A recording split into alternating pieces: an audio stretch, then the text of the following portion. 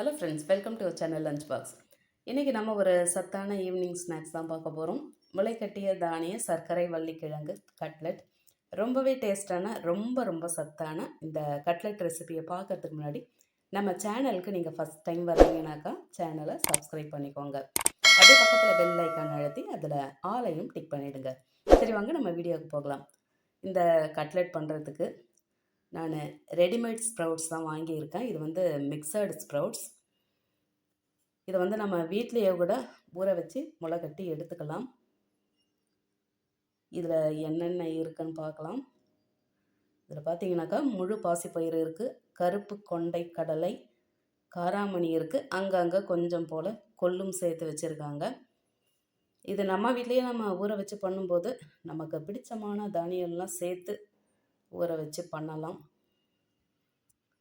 இந்த அளவில் இருக்குது. இப்போ இதை நம்ம ஒரு வடிகட்டியில் சேர்த்து இது ஒரு 2 முறை நம்ம அலசி எடுத்துக்கலாம். சாதாரணமாக இந்த முளைக்கட்டிய தானியத்தை வந்து அலசக்கூடாதுன்னு சொல்லுவாங்க.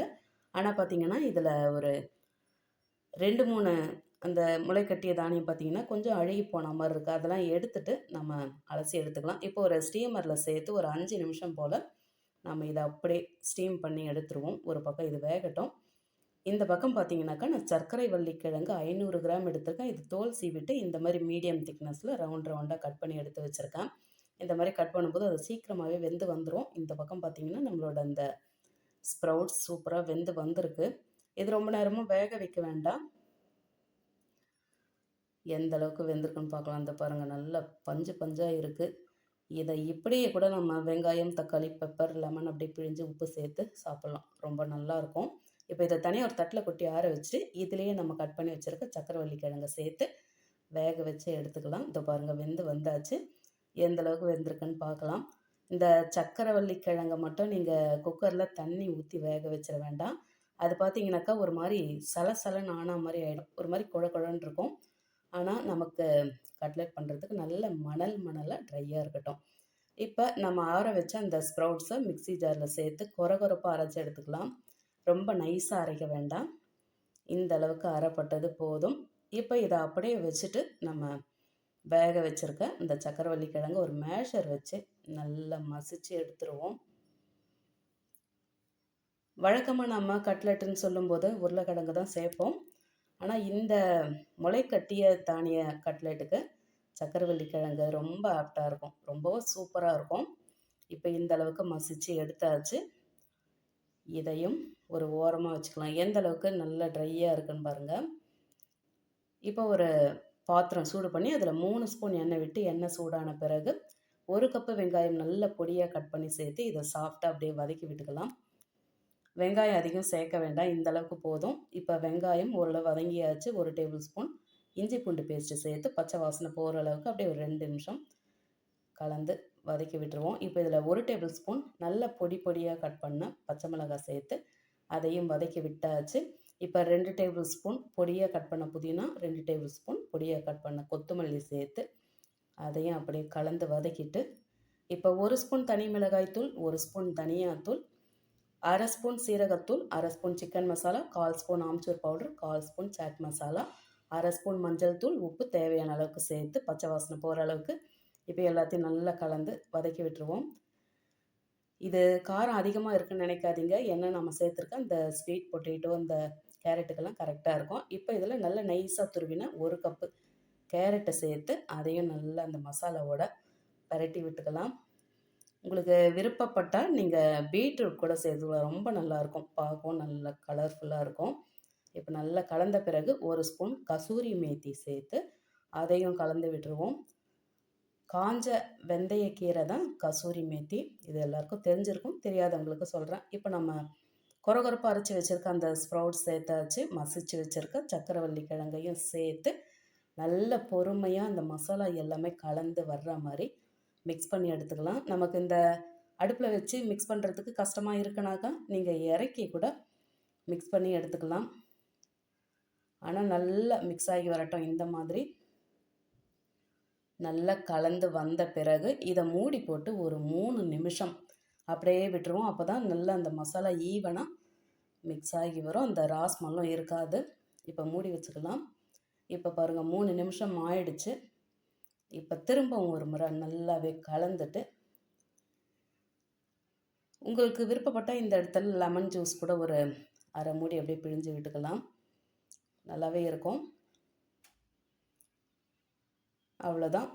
இப்போ இதை இறக்கி நாம் அப்படியே ஆற வச்சுருவோம். இந்த டைமில் ஒரு தட்டில் பிரெட் க்ரம்ஸை சேர்த்து அதையும் ஒரு ஓரமாக தள்ளி வச்சுக்கலாம். இன்னொரு குழியான பவுல் அப்படி இல்லாட்டி ஒரு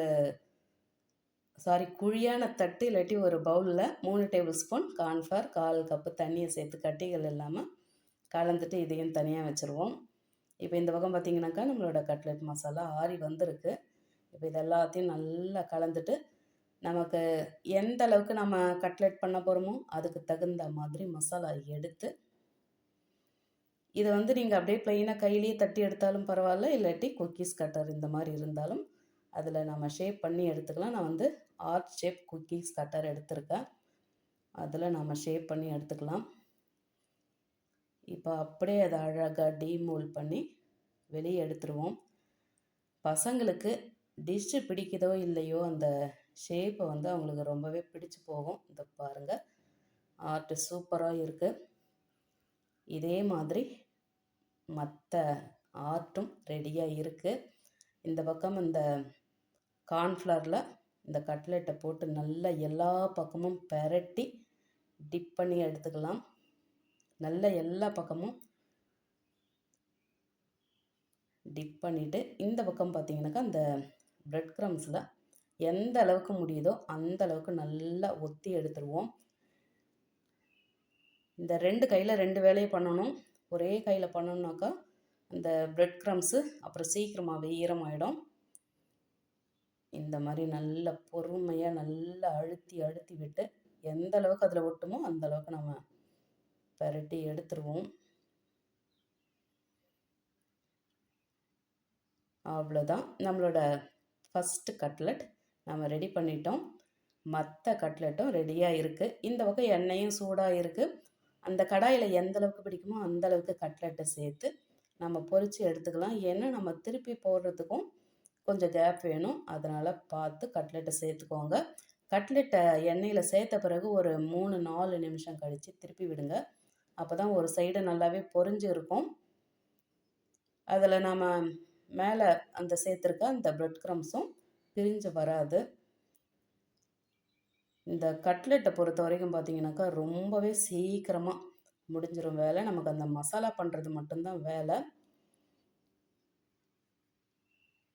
நமக்கு இந்த எண்ணெயில் பொரிக்கிறது பிடிக்கல அப்படின்னு சொல்லும்போது நீங்கள் தோசை தவாவில் கூட இந்த கட்லெட்டை சேர்த்து ஒரு 2 ஸ்பூன் எண்ணெய் விட்டு கூட பொரித்து எடுக்கலாம். நல்லாவே இருக்கும். டோஸ்ட் பண்ணி எடுக்கலாம். ரொம்பவே நல்லா இருக்கும். இந்த பிபி, கொலஸ்ட்ரால் அப்படி இருக்கவங்க, இந்த ஹெல்த் கான்ஷியஸ் அதிகமாக இருக்கவங்க அந்த மாதிரி தோசை தவாலேயே டோஸ்ட் பண்ணி சாப்பிட்லாம். தவிர பசங்களுக்கு ஸ்கூலுக்கு ஸ்நாக்ஸுக்கு ரொம்பவே ஆப்டான ஒரு ஹெல்தியான ஸ்நாக்ஸுன்னு சொல்லலாம். இதில் ஸ்வீட் பொட்டேட்டோ, கேரட் எல்லாம் சேர்த்துருக்கிறதால பசங்க ரொம்பவே விரும்பி சாப்பிடுவாங்க.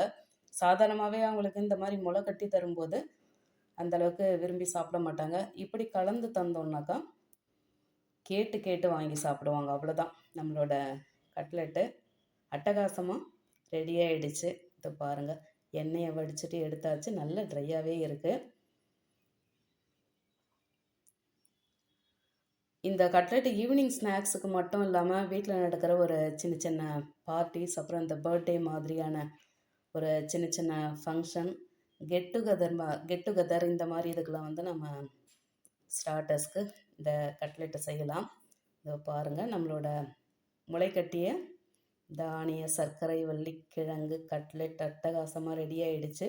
எவ்வளோ ட்ரையாக இருக்குது பாருங்கள். துளி கூட எண்ணெய் கையில் ஒட்டாது. மேல் பக்கம் நல்ல மொறுமொறுப்பாக, உள்ள நல்ல சாஃப்டாக, நல்ல ஜூஸியாக அட்டகாசமாக ரெடி ஆகிடுச்சு.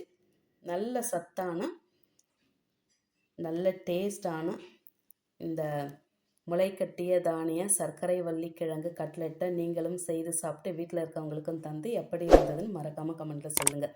ரெசிபி பிடிச்சிருந்தா லைக் பண்ணிவிட்டு அப்படியே இந்த வீடியோ உங்கள் ஃபேமிலி அண்ட் ஃப்ரெண்ட்ஸுக்கு ஷேர் பண்ணிக்கோங்க. தேங்க்ஸ் ஃபார் வாட்சிங்.